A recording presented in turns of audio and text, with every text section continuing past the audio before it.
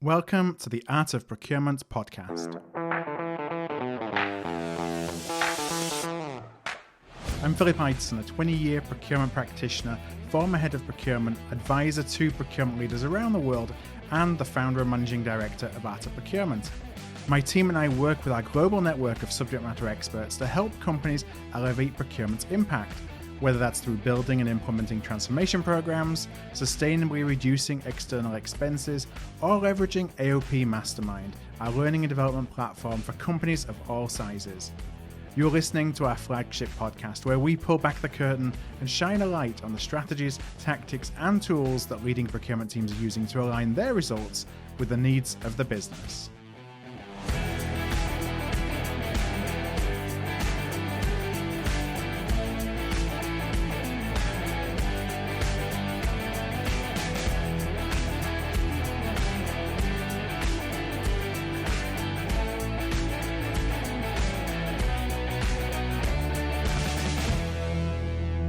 Hi everybody, welcome to today's Art of Procurement podcast, and with this being the first episode of the month, I am joined as always by Kelly Barner. Kelly is the owner and managing director of Buyers Meeting Point and also general manager here at Art of Procurement. Kelly, thanks for joining me. Hi Phil, thanks so much for having me back again. Happy September. I know, crazy, right? It has been a busy time here at Art of Procurement over the last month or so for sure, with getting ready for our event, our two-day event called AOP Mastermind Live. It's going to be October the 6th and 7th of 2020 here. Why don't you talk a little bit about what we've been pulling together? Sure, and not to totally scare you, right? But basically, this is publishing on September 7th, exactly 1 month into the future. We will be putting Mastermind Live into the books. So for anybody that actually remembers back to the procurement revolution, Phil and I had done the virtual procurement digital event before without being forced to, which was actually kind of nice. And as we started looking to do Mastermind Live, this year of all years, right, under the current conditions, we wanted to make sure that we were providing the same level of innovative value and perspective that we did all those years ago when we ran the revolution. So we've placed an emphasis on having a different range of topics, right, not the same old. We are bringing in speakers from all different practice areas. We're looking at economics. We're looking at folks that specialize in the customer experience. So hopefully, most of the names on our breakout sessions and our general sessions will be new and intriguing, I think, to the folks that will hopefully be able to join us for Mastermind Live. Yeah, I think what you said before, we don't want to do like the same old. No. And, when we think about, the thing that we're really passionate about here at Art of Procurement is really helping you align the capabilities of procurement with what the needs of the business are, the real needs, the real objectives of the business, and approaching it from that kind of customer first mindset. And that doesn't mean the customer is king, we do what the customer always wants, but more of an understanding of aligning what we do with what they need. And, that takes thinking differently, and it takes organizing the procurement function differently sometimes. And so one of the great things I'm really looking forward to is that, as well as keynote speeches and breakouts, we actually have 3 or 4 workshop sessions lined up. And in the workshops, we really want to make it a little bit more interactive. So we have folks, industry leaders, who are going to be leading some of those workshops to really help, one, take a look at where you are now and do that kind of self-assessment and gap analysis, and then 2, how do you actually think about going from where that gap is to building a plan for the future, ultimately, of procurement. So really excited to see this all coming together. Now, if you're interested, tickets are free. So if you're interested, again, it's October the 6th, the 7th. It's going to run from 10 a.m. to 1 p.m. Eastern on each one of those 2 days. All you need to do is just go to artofprocurement.com/mastermindlive. That's artofprocurement.com/mastermindlive. You'll see the page with more details about the event and the agenda, and there's just a button on there for you to press to register for your free ticket. So if it sounds interesting, we hope it does. We're putting a lot of time and effort into this, then I'd love for you to go and check it out. Now, in today's conversation, Kelly and I both spoke with Rene Mathis. Rene is a consultant at Corcentric, and he has expertise in the IT category. Now, Corcentric, they're a leading provider of procurement solutions that transform how companies purchase, pay, and get paid. They're also members of the Art of Procurement Experts on Demand ecosystem, and they're sponsors of this once-a-month Ask the Expert series. And so in today's conversation, Kelly and I discussed with Rene really the current state of IT, what some of the priorities of IT leaders are right now, how to think about strengthening your relationships with IT, and some interesting technologies that are being looked at and that are front of mind for a lot of IT stakeholders right now that are helping people get back to work in the office. So all that's to come. So as I roll the tape on the discussion, my first question to Rene was, did you find procurement or did procurement find you? And that's it's an interesting piece as well. I would say that I found procurement, but procurement did choose me. For me, it kind of started as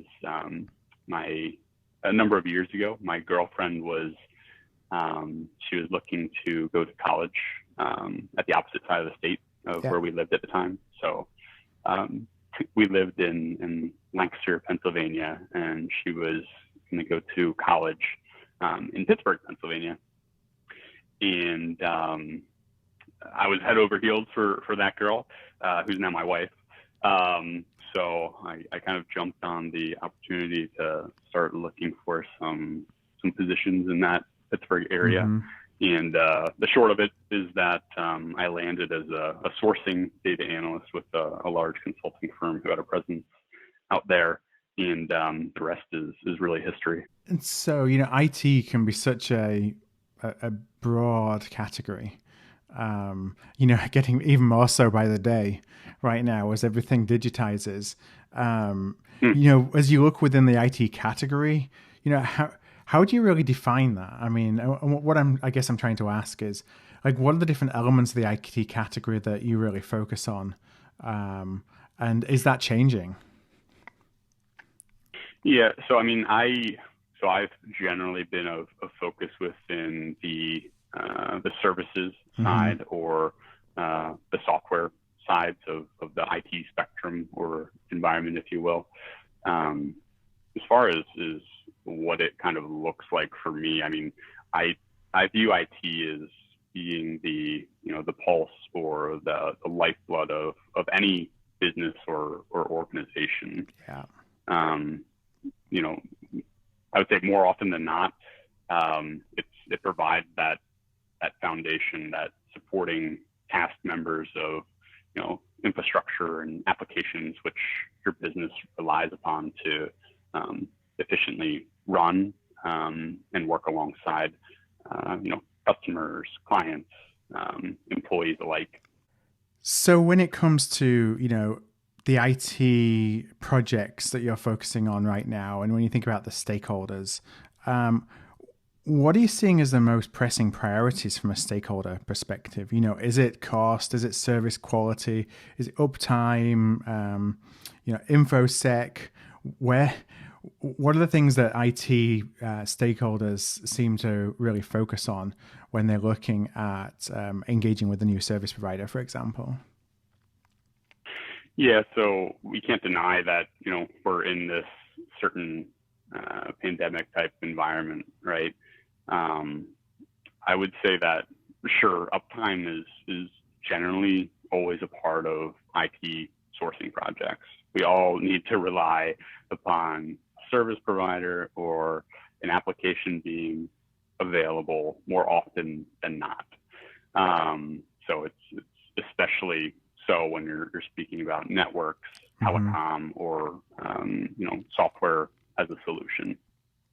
I think that the real emphasis, in my mind at least, is upon the service levels. Yeah. We're in one of those environments where the clients, vendors, service providers alike, we're all trying to protect our revenue streams. And since that's kind of the trend and how things are operating right now, if we take it a step further and have the procurement light on it, when we go through those negotiations, there's a little bit more leverage to be placed upon things when we're speaking about service levels and keeping our vendors and providers accountable for a higher level of service, and ultimately agreeing to those higher levels of service through the driving of SLAs and penalties that might be associated for not hitting those SLAs, and fees at risk where previous to this point in time they might not have necessarily been so akin to taking on those risks for themselves. So you're seeing right now in renewals, for example, or even when folks are just coming back wanting to try and extend the revenue from the total contract value of a deal, that they're willing to put more at risk, or they're willing to invest more in higher service levels just to really secure the revenue for over a longer period, because they, like all of us, don't really know what's coming over the next 12 months. Yeah, exactly. And actually, that kind of brings up a different point in that we don't know what's coming up in the next few months. We're in an environment that is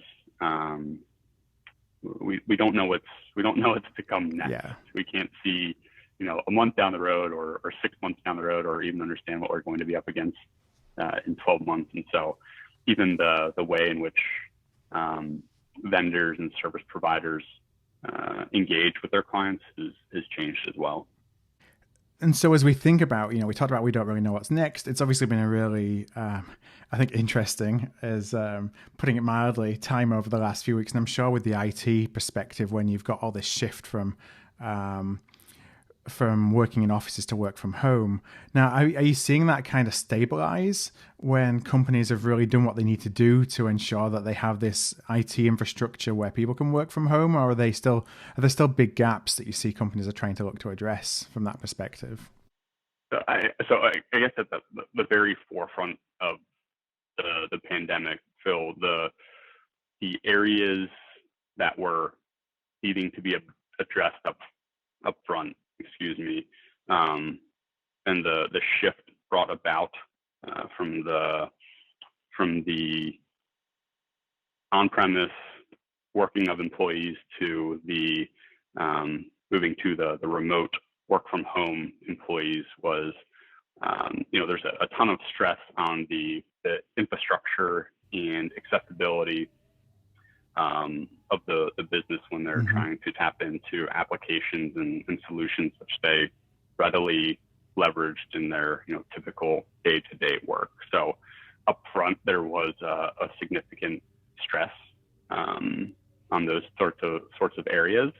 But now I would say that we've kind of gotten to a point where, okay, IT has been able to react, address those areas, right-size things that needed to be right-sized, and now we're kind of focusing on understanding whether this is something more long-term, right? Like, do we need to focus on making sure that if employees are going to be working remotely for potentially years to come, how do we properly empower them or change the way in which they engage in their business from day to day? So, is it giving them better access to, the tools that they need on a day-to-day basis, the applications, do those change? How can we keep them better engaged when we know that they're up against other factors that arguably weren't a factor ahead of this time, right? Like, we've got the whole childcare issue going on right now as folks are ramping up and trying to get their kids back in school. How do we work around that? Is technology a piece of the solution there? So now it's not necessarily the stress of making sure people can access everything that they need to throughout the day. It's how can we maybe better keep them engaged or make them be more productive in an environment where it doesn't necessarily cater to that, right? Yeah. So that's kind of my thought there. Now, that idea of sort of the human engagement element within IT actually makes kind of a nice transition to one of the next things that we wanted to ask you about, and that is actually the internal relationship between procurement and in-house IT.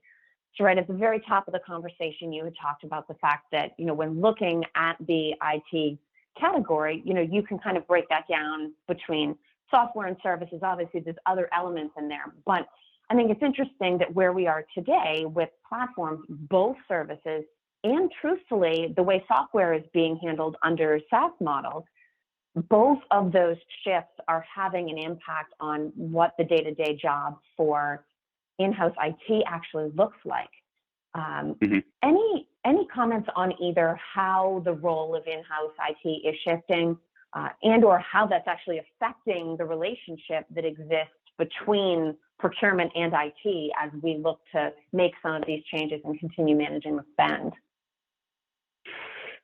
Yeah, I mean, I think that in terms of the interaction of procurement and in-house IT, I've always generally said that it's one of those slightly more challenging areas as it is, right? When you're dealing with in-house IT, you're coming into their realm. They likely have everything from service providers or VARs that they are very comfortable in working with. They know what to expect. They know what they might have to do on the back end to address or cater to their organization. So it's always been challenging, but sure. The recent events maybe only bring about another layer to where it makes it a little bit further, or it makes it a little bit more difficult to gain their advocacy in terms of you being able to properly align with what they foresee as their needs versus what you might see as a procurement person as where they should truly be, targeting. Okay. And it's interesting because we have these monthly conversations in different spend categories. And last month when we were talking to Kathleen Jordan about marketing spend, she had talked a little bit about, it's another one of those sort of troublesome relationships internally. And the advice that she had given was for procurement to go in with a more open mind, right? So not using kind of the standard pitch like, okay, how much money are we going to save you today? With each audience, there's going to be a different sort of sales pitch that gains you traction. And she had cautioned against assuming that we as procurement know what marketing truly wants and needs from us. Do you think that same kind of less structured, more open-ended approach would work with IT, both in terms of building the relationship and also in terms of achieving what that spend category really needs? Yeah, absolutely. I think that especially resounds true with IT stakeholders. Again, as I said, when you're working with those stakeholders, you're coming into their house. And as procurement, I think you need to come in with that open mind, as you said, and take a look at a relationship that they have with their vendors. You could right off the bat be able to identify a huge opportunity that could just generate a boatload of savings for the organization and help them mark their way towards their individual metrics from a goals perspective. But you can't go into that house swinging. You have to maintain that open mind and be willing to understand the business as it is seen through their eyes. Obviously, every company's IT landscape and every specific category within IT is going to be a little bit different. But assuming procurement is successful, right, in opening that channel of communication, are there any either responses from IT or potential lines of thought that you've seen be particularly effective? You know, obviously savings is no longer the automatic hook in some of these categories. Have you seen examples, generally speaking, that sort of are successful? Okay, we're not going to focus on savings, but we're going to focus on, right, something else. Are there any other common areas where procurement can maybe even just prepare a little bit and be ready for questions? Yeah, I mean, I think it goes to the best practice of listen. You have to listen to those stakeholders. You have to understand their challenges up front. And you have to be willing to do that, because you know that they're very reliant upon a strategic relationship. So it's those strategic relationships as they relate to building those with IT stakeholders takes a little bit of legwork, and, you know, being able to prove your organization's or individuals' capabilities, and mostly that ability to provide as an asset to them. You know, I think maybe a good case example of that, Kelly, is that you know, understanding some of those initial pain points.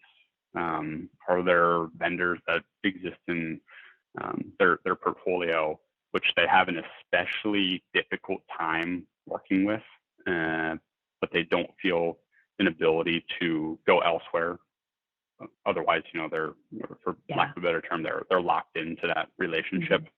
I think the first step to gaining a little bit of support from them is, you know, you have to work with them to more formally perhaps build out their requirements. You know, as procurement providers, we generally have a wealth of knowledge from other programs to tap into, and while we might not have necessarily dealt with this specific stakeholder's issue or supplier, we probably have done something, you know, similar in the past, where we're well equipped to help them on their journey into, you know, capturing what that environment looks like for them today, what they want to change, and you know, us going to the market and saying, these, through our knowledge, through our past experience, are those that could best serve you in the future. So I think some of that, just partnering with IT, goes a long way into making sure that you have a successful relationship with them.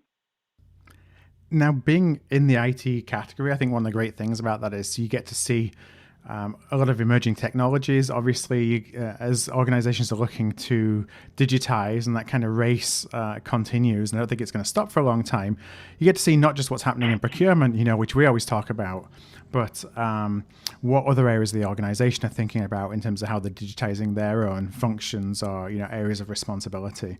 And with that in mind, you know, I guess my question is, when you think about automation, something we talk about all the time, but I'm wondering if you're actually seeing that, you know, stakeholders that you're working with are actually being able to put automation into practice yet, or is it still something that's more theoretical? You know, what are you seeing out there that obviously goes beyond what we're doing in procurement?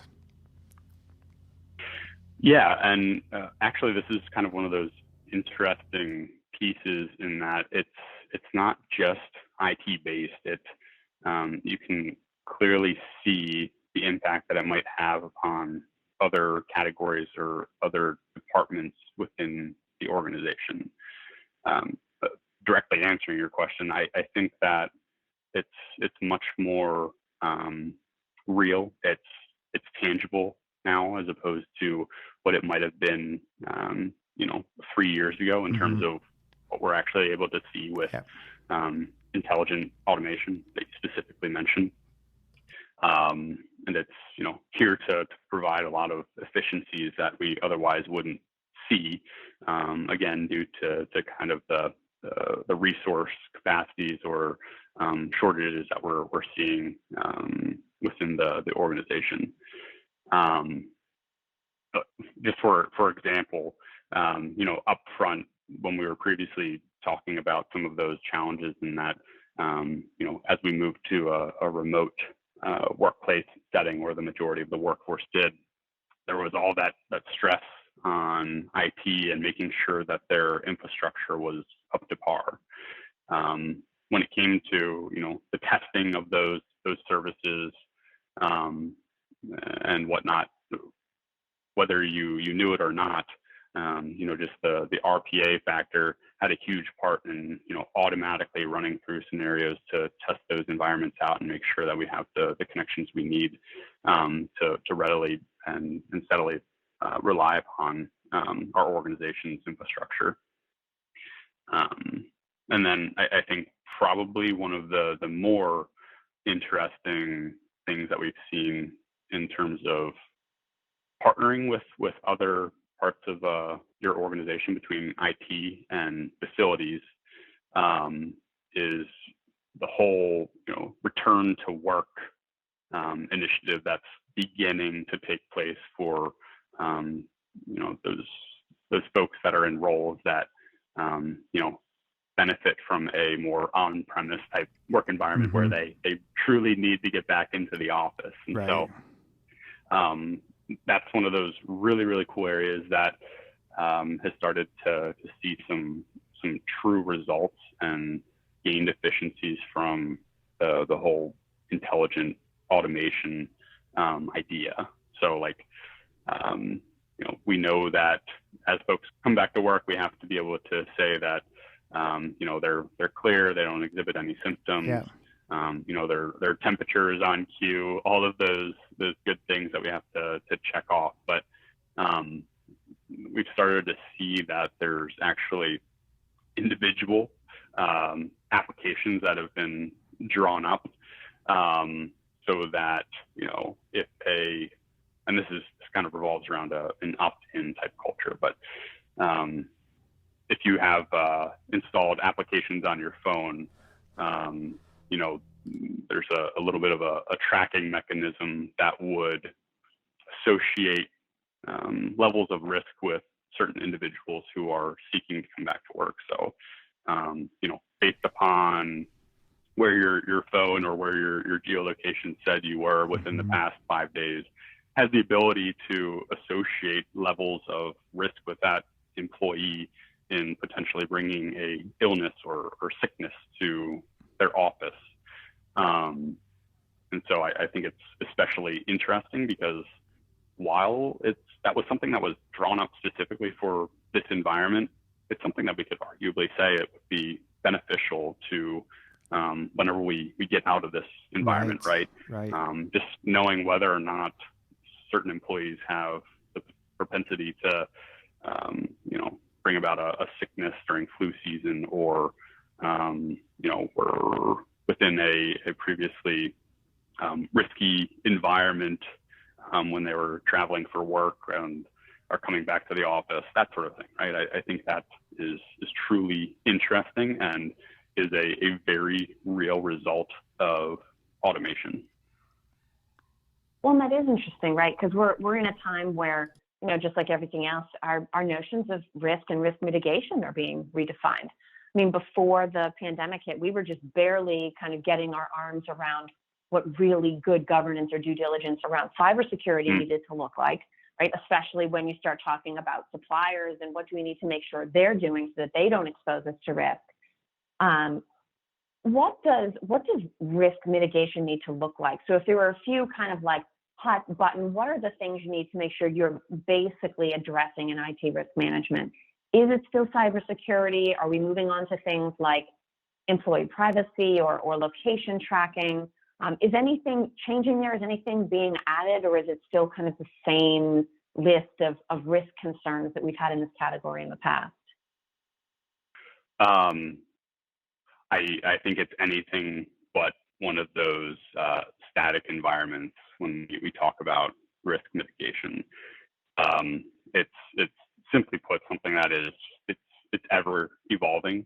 I mean, if you look at what you just as a personal human being come into contact before you even leave the house in the morning, it's a little bit mind-boggling in terms of all the devices that you come across, smart devices that have, access to the internet. And I think it's more appropriately coined Internet of Things, right? We're talking about your cell phone. We're talking about your watch, your laptop, your tablet, your kids' 2 tablets that you trip on going down the stairs, some of their toys. We're talking about coffee machines, washers and dryers that connect to the internet. And, at this point, we haven't even left the house yet. And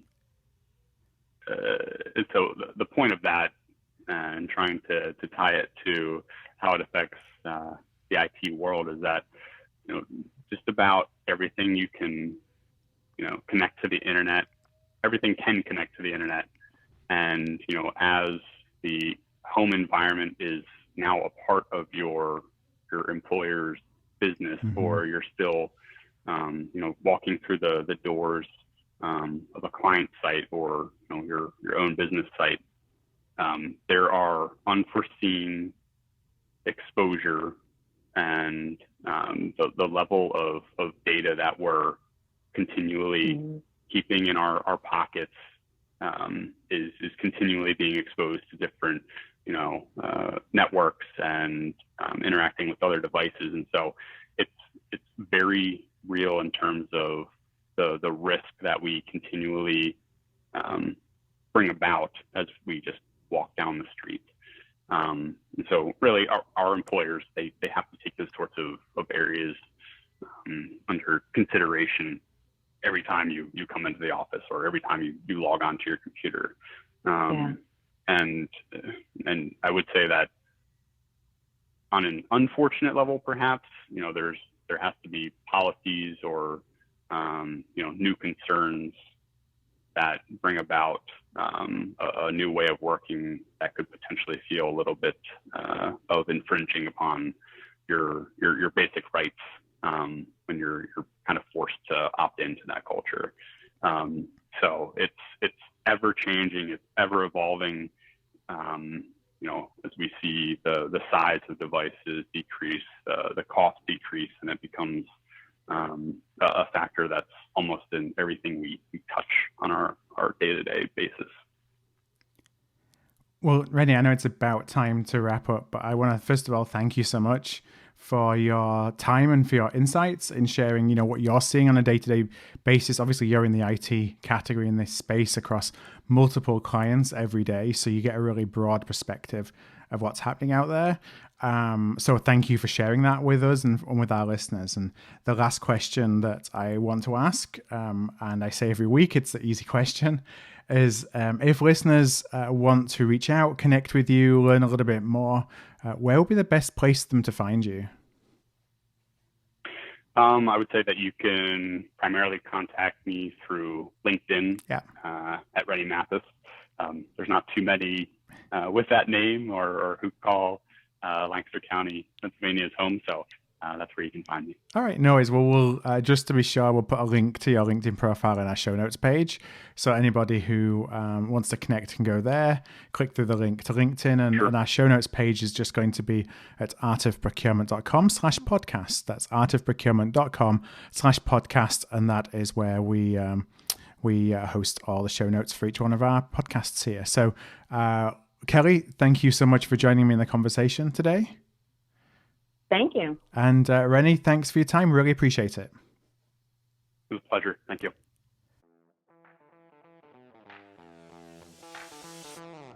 To subscribe to our regular newsletter, the AOP Insider, and never miss an episode of the podcast, go to artofprocurement.com/subscribe.